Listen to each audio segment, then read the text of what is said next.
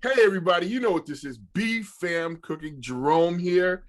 We're out here getting ready to do another one of those special episodes called Beyond the Restaurant Door. Today, we're talking to an author, a James Beard award-winning author, who's going to talk to you about Black History Month and also about his book, very specific to today. Today's President's Day. What is it? The White House? Well, the book is called, to make sure I get it right, The President's Kitchen Cabinet. And we're talking about chefs that are inside the White House. Adrian, tell me a little bit about yourself and tell the guests a little bit, the people a little bit about yourself. Yeah, so the first thing I have to admit is I'm from Denver, Colorado, which immediately loses me all street cred on the subject of barbecue, soul food, all that stuff. But let me win you back. My parents are from the South. My mom's from Chattanooga, Tennessee. My dad's from Helena, Arkansas. So these are my food traditions. Went to Stanford University undergrad, went to Georgetown Law School, practiced law for a little while, and then I ended up working in the Clinton White House. So I'm a former White House staffer. And then I've been had a little stint in kind of politics, like working at a think tank, working for Colorado's governor. And today I am the current executive of the Colorado Council of Churches, which gets churches to work together, build relationships, and do social justice work. And then as a side hustle, I write books about African American food history. Yeah, and I'm to understand you have two other dominant books out there. And I found you because I think you have one of the hippest sort of handles out there in the interwebs, as they like to say, the soul food scholar. That's like, okay, so I know soul food and I know the history of soul food. I'm going to mash them together and make it just right. So Right. as a black man from Colorado, as you've already stated, we all know not that many black people in Colorado, or is there? I mean, is that a thing? About 5%. About 5%. Well, that's a number. And Yep. you have two other books. One is James Beard Award winning book that's called Soul Food, right? That's not nothing to shake a stick at. And I'm to understand you are chasing the barbecue thing with something that I'm waiting to see, because I have both of your books currently. They're Audible, so I can listen to them at night, stuff like that.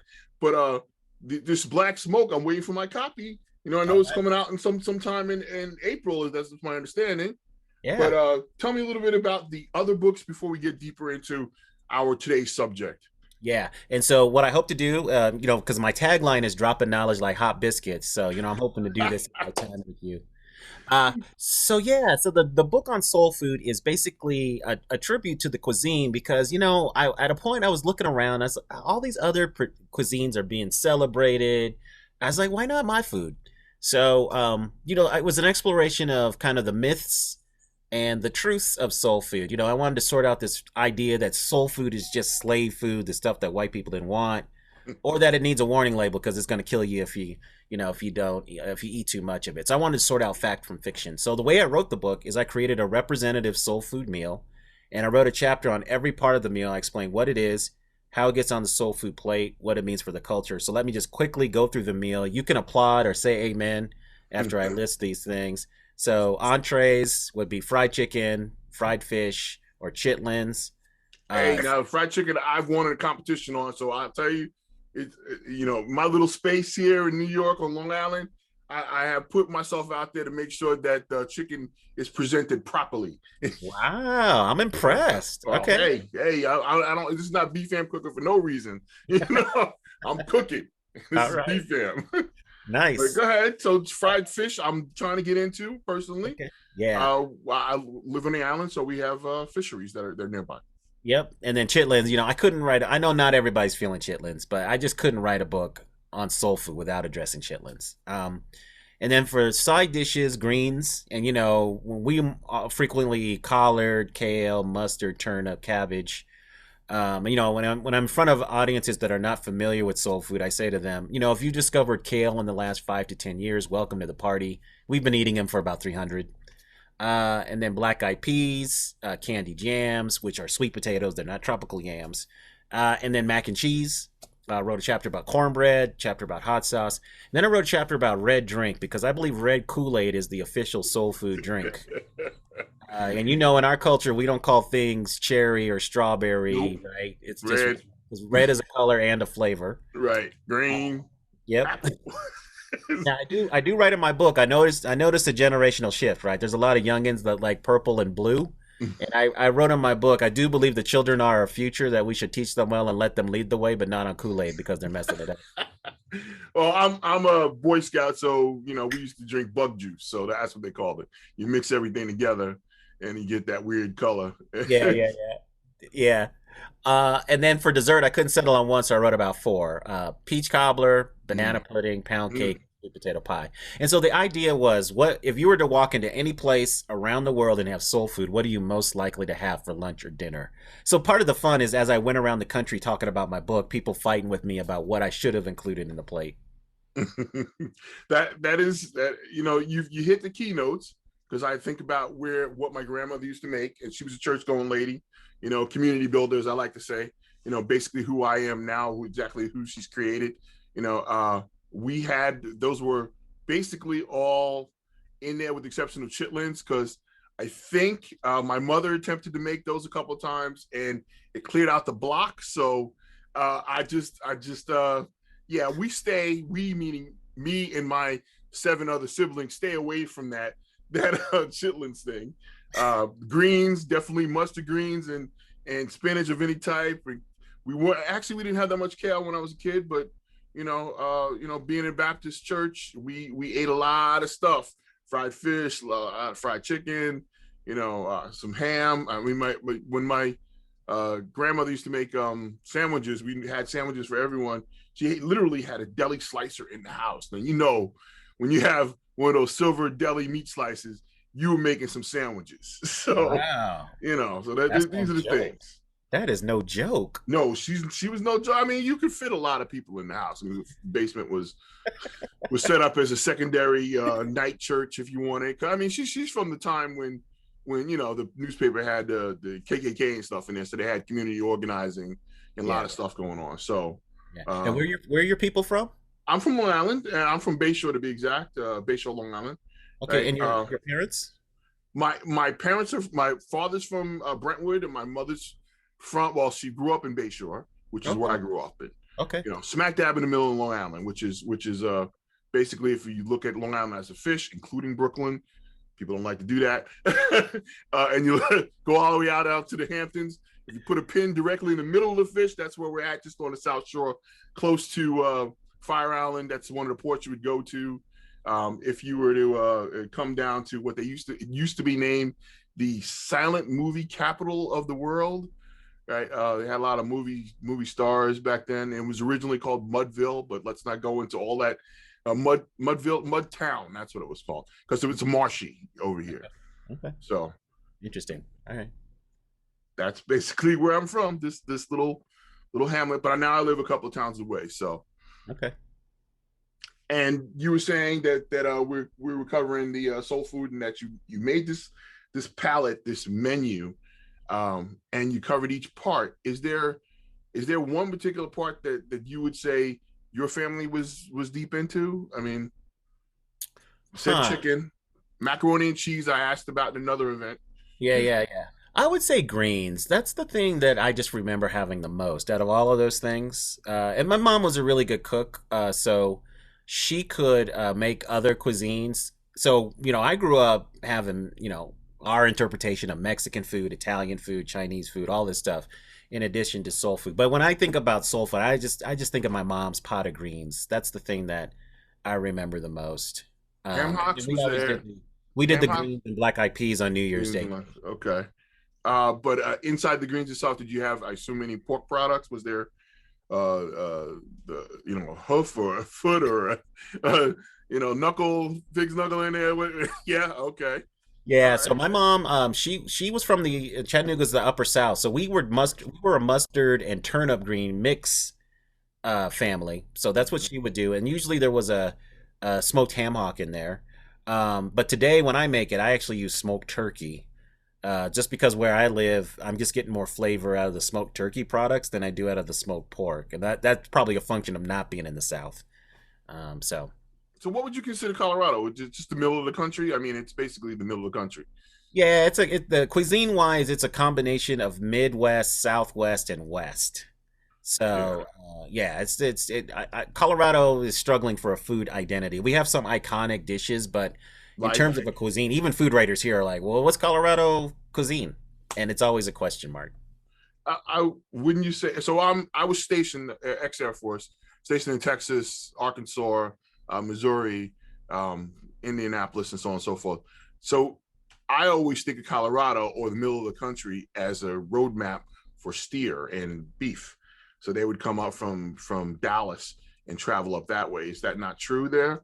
I mean, there's an Air Force base there, so in Yeah, Colorado, the academy. yeah. So no, Colorado. I think if most people were to be pushed, they would talk about beef. But if you go through our history, lamb and bison were a big part of Colorado. In fact, most no no most chefs have a high regard for Colorado lamb. Mm-hmm. And put it on par with like New Zealand lamb and other things. And then we used to be known for bison, but we got away from lamb and bison in like the 50s. But there's certainly a revival happening now. Mm. So, sir, let's move on to your book.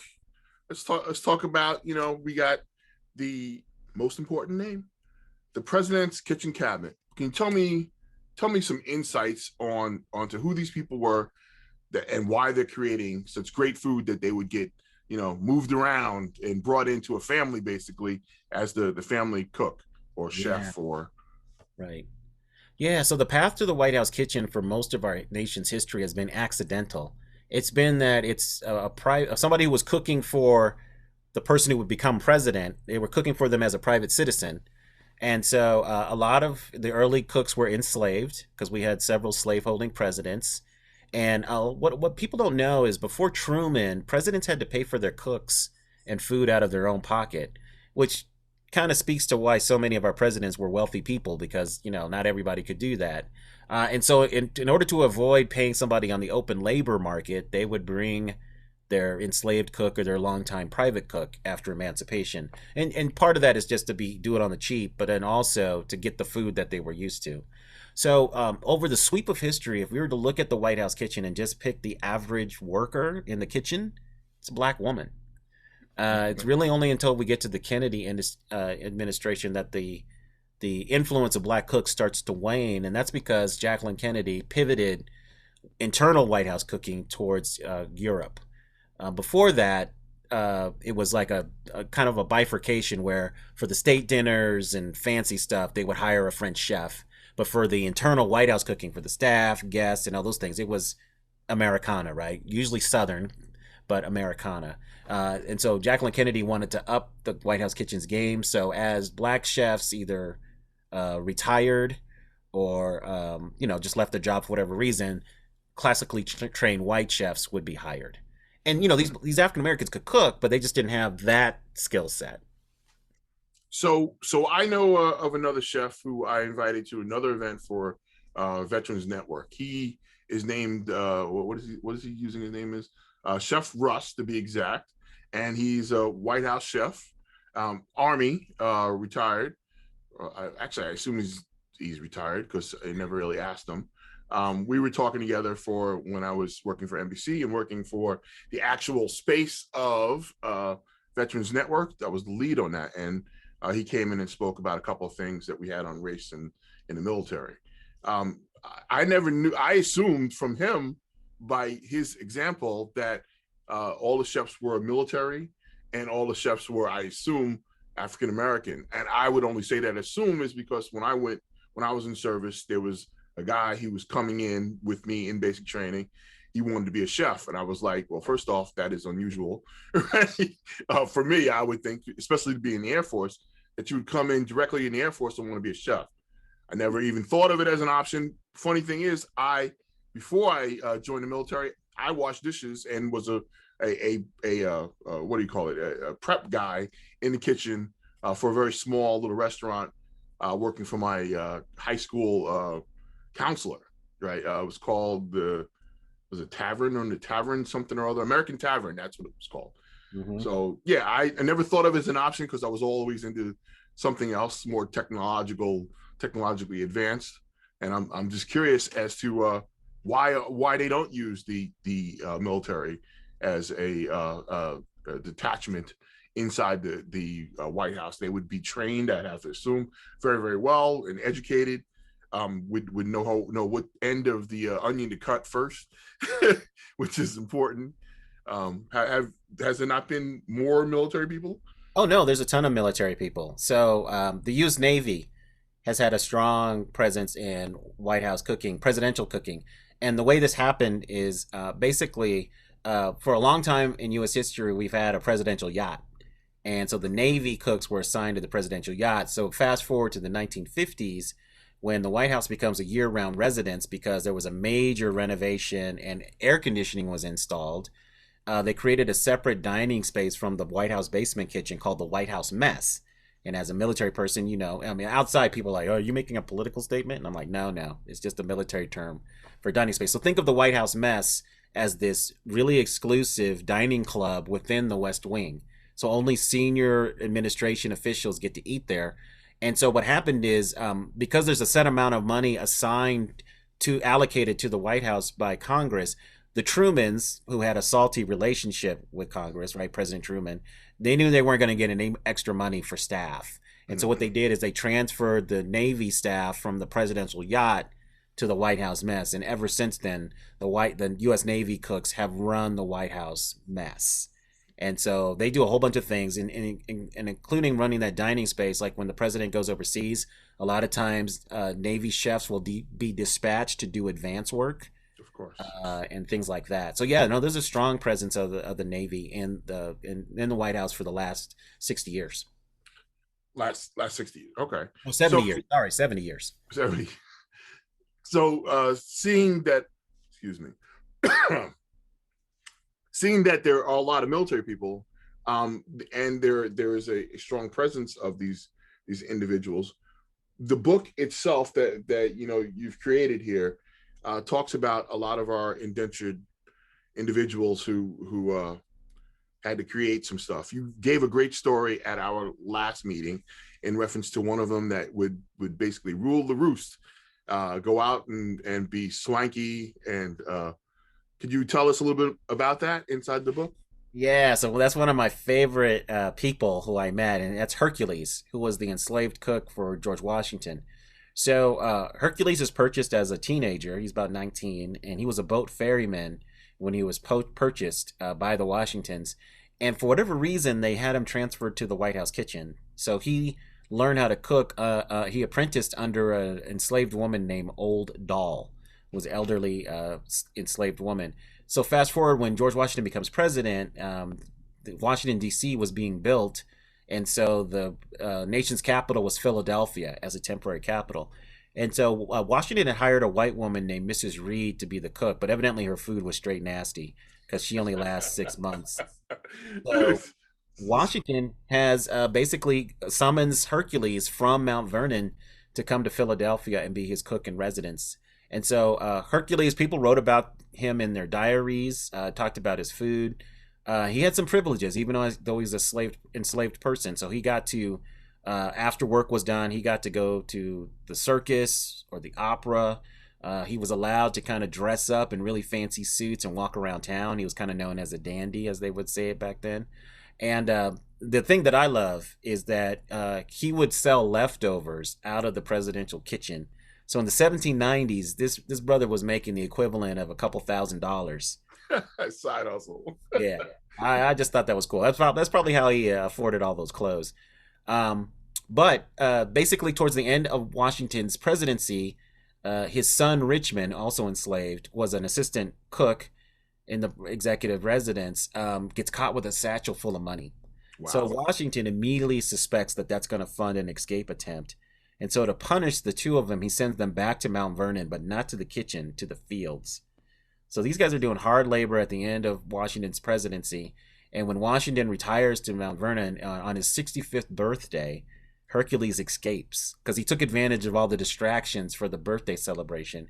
Escapes. Now, for a long time, he was lost to history. We didn't know where he was. And that made sense because Washington was so vindictive that he would spare no expense and effort to retrieve Hercules. But we know that he made his way to Manhattan. He changed his name and took on the name of the previous owner, a guy named James Posey. So he was Hercules Posey. working as a restaurant chef in Manhattan, and he dies in May of 1812. And thanks to the dogged efforts of some researchers, we believe we have found the mass grave where he's buried in on the Lower East Side of Manhattan. So they're trying to figure out if they can identify exactly where and put a marker there. Yeah, we have such a story in Manhattan and other places in the United States that uh, it's overly sad, and it's very special that we can attempt to find these spaces. But buildings and Manhattan itself has grown so much that hopefully we can recover some of it as a Yeah, little history marker. right. But anyway, that was surprising. I didn't get that last part from the previous meeting, and that's great. Uh, so, sir, we inside the book you were also mentioning about a lady, if I remember correctly, that was a chef. That could you give me a little bit more insights on the lady? Yeah, so there are two women I like to talk about. So it was either Zephyr Wright or Laura Dolly Johnson. Lori Dollar Johnson was the one you Okay. were talking about. Yeah, so she's another just accidental White House cook because she was cooking for this Kentucky colonel named John Mason Brown, and a young Theodore Roosevelt was traveling to Lexington, Kentucky, and for whatever reason he went to this John Mason Brown's house, had Johnson's food and just loved it. And so much so that he contacted Benjamin Harrison, who had just recently become president, and said, "Hey, you need to have this woman cook for you in the White House." And the idea was that having a black woman on staff, because there are very few positions an African American have, having an African American on staff in some capacity would be a gesture of goodwill to African American voters. So didn't want to do it, but they eventually talk her into it. She goes there. Now, the only thing that was messed up was there was already a white woman working there named Madame Pelgonard. Was a French woman who used to cook for the British embassy. And so this was very much like what happened on The Bachelor a few years ago when that dude Ari proposed to Becca, but he really was in love with Lauren. So I don't. Go ahead. I don't know anything about The Bachelor. I'm married 34 years. It's kind of yeah. But go ahead. yeah. So basically, Madame Paillard sues the president. So this is the first known example of a White House employee suing the president. But it all gets worked out, and Johnson comes to work there. She only lasts about 6 months because her daughter gets sick, so she goes back to Lexington to care for her daughter. But her cooking was so next level that Grover Cleveland, when he gets elected, defeats Benjamin Harrison and gets elected. They talk her to coming back to the White House to cook, so she's there for his term. And then after that, she goes back to Lexington and opens up a restaurant. And one thing I love to show when I'm doing my presentations is the newspaper ad that she put out in a Lexington newspaper saying Dolly Johnson, famous White House cook. So look, 1890s black woman trading off her fame. I mean, I think that's remarkable. 5 minutes of fame gets you a long way. But sir, so you've got 3 books. Well, you got two that are on the shelves, ready for people to buy, right? And you have this last book, Black Smoke, and that's got to be done. So it's got to be ready for print. So what is on your plate next? What are you looking to express next? What's the next book out for you, sir? Besides this Black Smoke. Yeah, so actually, I haven't decided yet. There's three things floating in my mind, and I'll just describe them really quickly. So one is just thinking about this moment, about how divided we are. Is it possible to create maybe a food-based dining dialogue guide, which would essentially say, okay, if you want to deal with difficult topics, sitting down together for a meal is a great way to do that. I think a lot of people feel that intuitively, they just don't know how to really do it. So it'd be a how-to guide. Mm-hmm. I'm thinking about writing a book on the history of African Americans in Colorado because we've had some next level people in our history. And just a little tidbit: in 1895, we actually passed the 1964 Civil Rights Act in Colorado. I mean, it barred discrimination for African Americans to go into any public accommodation.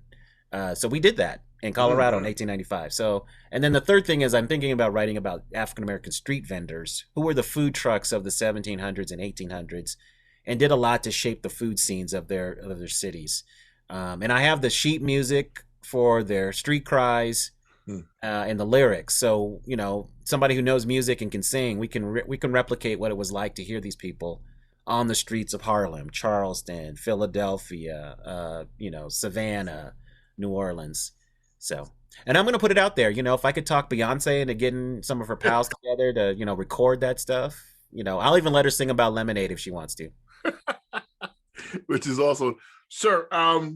The person who I would think of from Colorado, or somewhere near your region, would be the real real Lone Ranger. I know it's got to be pretty close to, if I think it's maybe Arkansas or real. I mean, that's close for black riders of out in the prairie or territories back then. Yeah. I don't know if that's something that just throwing it over the fence.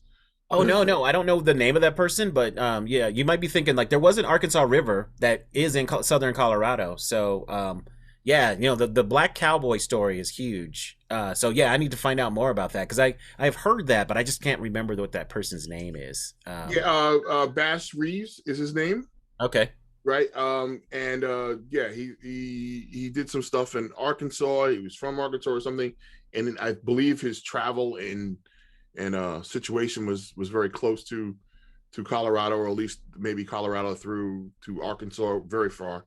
You Okay. know, lot of stuff going on about. They made a movie. I think it's on Netflix. It's not good. It could have been done better. When I say that, I mean I know. you got a man who has done tremendous things. He becomes a ranger, Yep. a lawman, and that's not a normal thing for black people. You got to literally, they have to have a gun, they have to point their gun at white people, and it's a problem. That's a problem.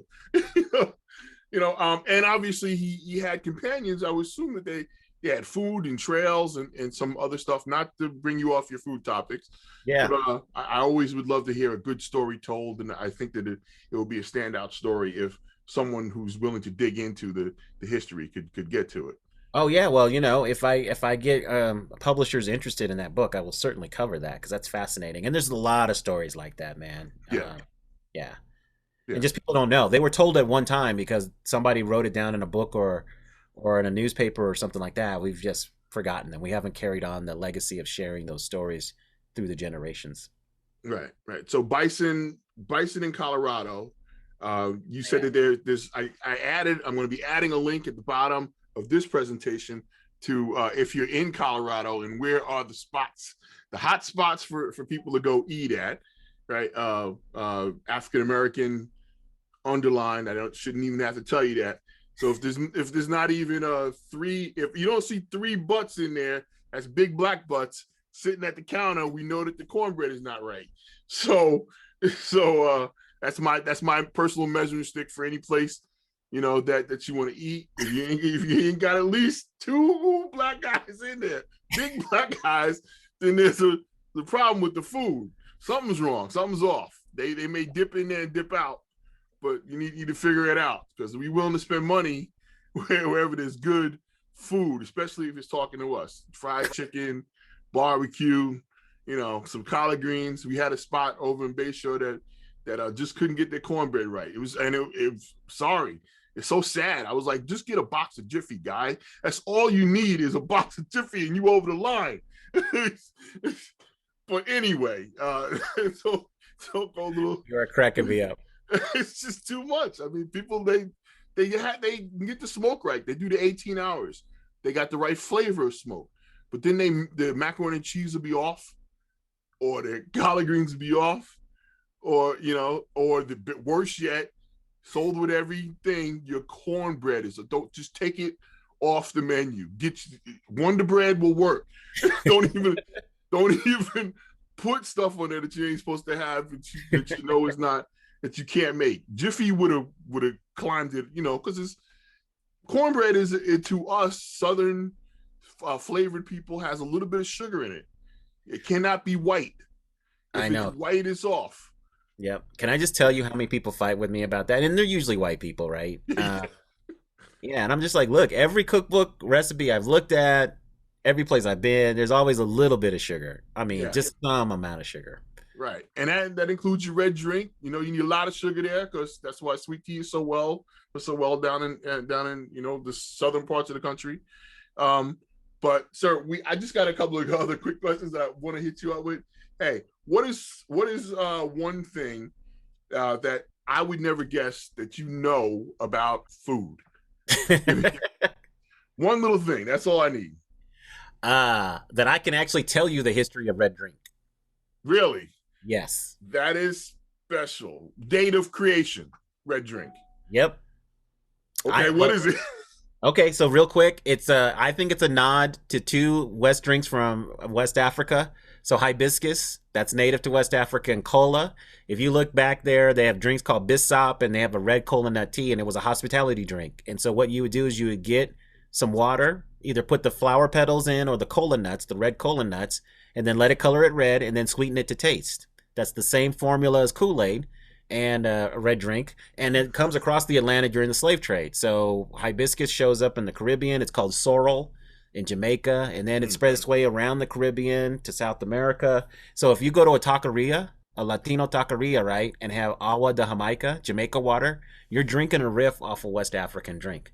And we Wow. now know that hibiscus was planted in Florida and South Carolina. So, yeah, I think that's the connection.